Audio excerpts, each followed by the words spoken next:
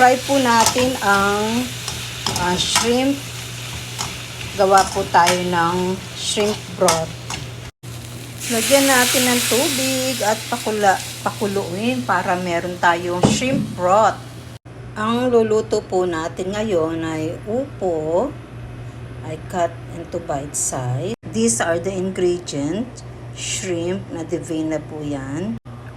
Onion and garlic. Nakat ko po ng ganito kasi yung anak ko ayaw niya ng onion para easily to remove.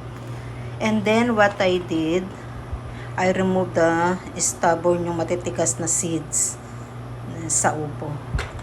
Now it's time to saute. Ito po ay hindi maselan. We can add together the onion and the garlic. Now it's time to add the shrimp. Saute less than 1 minute mga sis, and then we can add now our vegetables. Ang bango po mga sis. Remove natin ito ng yung konting.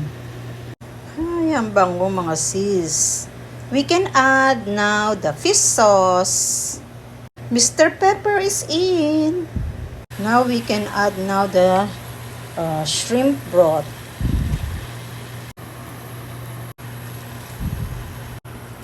Lahat na yan.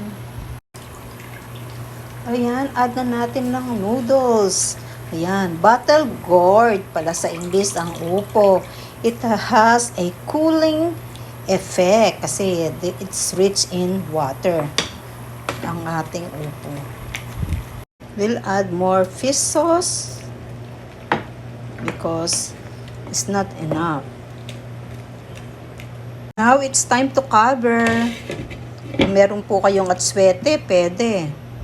Now this time, we can add very little soy sauce para pampakulay. Just for the color. Pero ang yummy po, sis. Masarap siya. Pero biro, manyaman.